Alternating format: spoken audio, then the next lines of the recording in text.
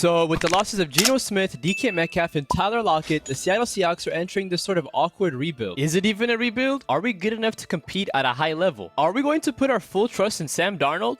How does he compare to other quarterbacks within his pay range? Yeah, I'm going to be discussing all of these things and more. But first, make sure to subscribe and hit that like button below, because if you don't, I'm going to personally make sure that Nico Harrison is your next GM. And trust me, nobody wants that. Okay, so as you know, we gave up DK Metcalf and a 6th round pick in return for a 2nd round pick and a 7th rounder. We also sent Tyler Lockett and Geno Smith to the Pete Carroll-led Las Vegas Raiders. I know, depressing, right? Well, on the bright side, we've added former Offensive Player of the Year, Super Bowl champion, and fellow Washingtonian Cooper Kupp to our wide receiver room. And come on, you've got to admit, it's a great story. The kid's coming back home, beating the tail end of his career, but hey, better late than never, right? Cooper Kupp played just 12 games last season with 67 receptions, 710 receiving yards on almost 11 yards per possession, and 6 touchdowns. He's no longer the unguardable Pro Bowler he once was, but he's still a very good player, and I'm confident he'll add that championship pedigree that we're missing in our offense. But hold on, who's the guy throwing to him again? Oh yeah, his name is Sam Darnold. Sam Darnold is coming out the best season of his career thus far after having a short-lived stint with the Minnesota Vikings. But Matista, he was throwing to Justin Jefferson. I myself could probably throw for a decent game if I'm throwing to Jeddah. No, you wouldn't,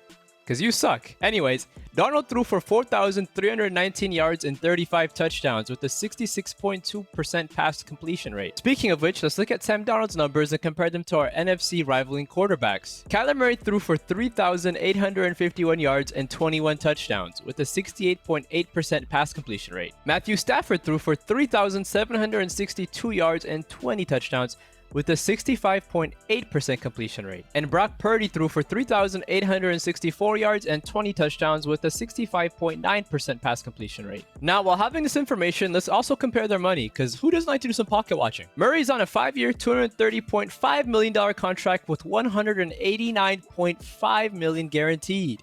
Stafford is making $160 million on a 4-year contract with $130 million guaranteed. Purdy's still on his rookie contract, so he's only making $3.7 million on a 4-year contract with $77,000 guaranteed. And finally, Darnold is freshly on a 3-year, $100.5 million contract with only $55 million guaranteed. And yes, you heard that correctly. Less than 55% of his contract is guaranteed. Mind you, Darnold didn't do himself any favors here with his disaster class performance against the Rams. He failed to make the winning plays you'd expect from an elite quarterback. And as a result, he alongside the rest of the Minnesota Vikings became the first team with 14 regular season wins to lose in the wildcard round. Not to mention, the guy has yet to win a playoff game in his entire career. To be fair, he is young and spent the majority of his career in the dumpster fire that is the New York Jets and the Carolina Panthers. Anyways, if you're the Seattle Seahawks, you've got him on one of the best contracts in the league. And if you're Sam Darnold, you're obviously just really betting on yourself here. I can't say that I quite understand him taking this massive risk, but hey, I don't got to. He thinks he's capable of proving himself as a top quarterback in this league, and come September 4th, we're gonna find out. Okay, so we have the quarterback. We still have Kenneth Walker III at running back. We did miss out on offensive lineman Dylan Radunz, which is a real blow. I think he could have been a big help, because Lord knows we need help off. Our O-line sucks. It sucked for a long time. Come here real quick. Our O-line sucks.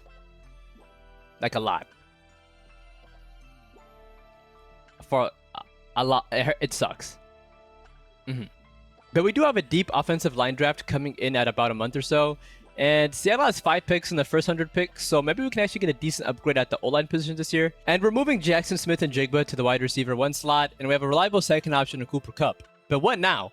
What's an actual feasible goal for the 2025 Seattle Seahawks? Well, nobody knows, right? It hasn't happened. But you made it this far into the video and liked, commented, subscribed, turned your noties on. So to some extent, you probably want to know what I think. And I think we have some nice players. We're a fun team to watch. We're well coached.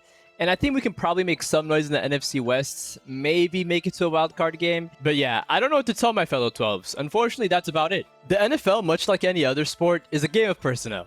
And unfortunately, I don't believe we have anybody that really moves the needle for us in a big way the way Jamar Chase or Saquon Barkley can. Yeah, we don't have anybody like that. Somebody that can basically just win us a whole game with just their own efforts. And listen, Teams have won in the past without a bunch of superstar talents, but we really don't see that anymore. The last team that I could think of off the top of my head is what, like the 2007 Eli Manning Giants? It's been 18 years, and that took possibly the luckiest catch in the history of the sport to seal the deal. But anyway, Seattle, that's what I think. But let me know what you think about the Seahawks playoff chances down in the comments below. And as always, don't forget to like, comment, subscribe, and turn those notifications on. Matista signing out. Peace.